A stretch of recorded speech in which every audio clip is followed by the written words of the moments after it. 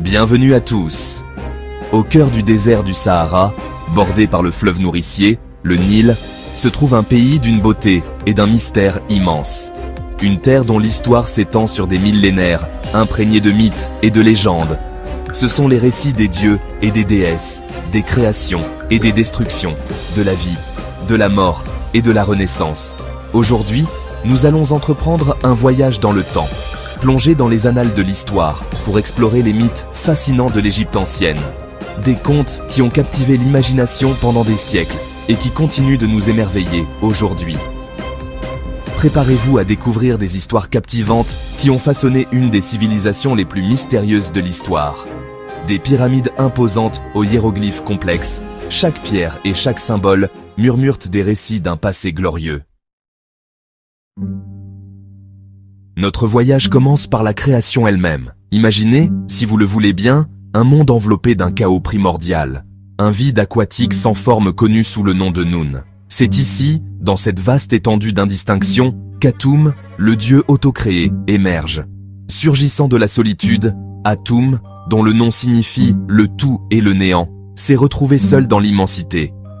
Désirant la création, Atum s'accouple à son ombre, donnant naissance à Chou, dieu de l'air, et Tefnut, déesse de l'humidité. De leur union naissent Geb, la terre, et Nut, le ciel. Ainsi, le cosmos prend forme, les éléments fondamentaux de la vie s'assemblant à partir du vide. Ce mythe, originaire de la ville d'Héliopolis, illustre la croyance égyptienne en l'ordre cosmique, l'émergence de la vie à partir du néant et le pouvoir de la création divine. C'est une histoire qui établit le décor pour les récits complexes qui vont suivre. Notre prochain chapitre nous transporte au cœur d'un drame familial. Une histoire d'amour, de trahison, de mort et de résurrection. Osiris, le roi bien-aimé d'Égypte, est assassiné par son frère jaloux, Seth.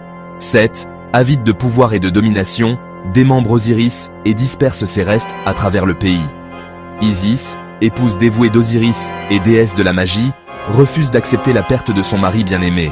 Avec une détermination implacable, elle parcourt le pays, rassemblant les morceaux du corps d'Osiris. Pièce par pièce, elle reconstitue son corps brisé, lui insufflant la vie par un rituel magique. Osiris renaît, non pas dans le monde des vivants, mais en tant que souverain du monde souterrain. Ce mythe puissant devient central dans la croyance égyptienne en la vie après la mort, la promesse de renaissance et le jugement des âmes. Alors que le soleil se lève chaque matin, baignant la terre de sa lumière dorée, les anciens Égyptiens voyaient non seulement un phénomène naturel, mais un voyage divin, le voyage de Rê, le dieu soleil.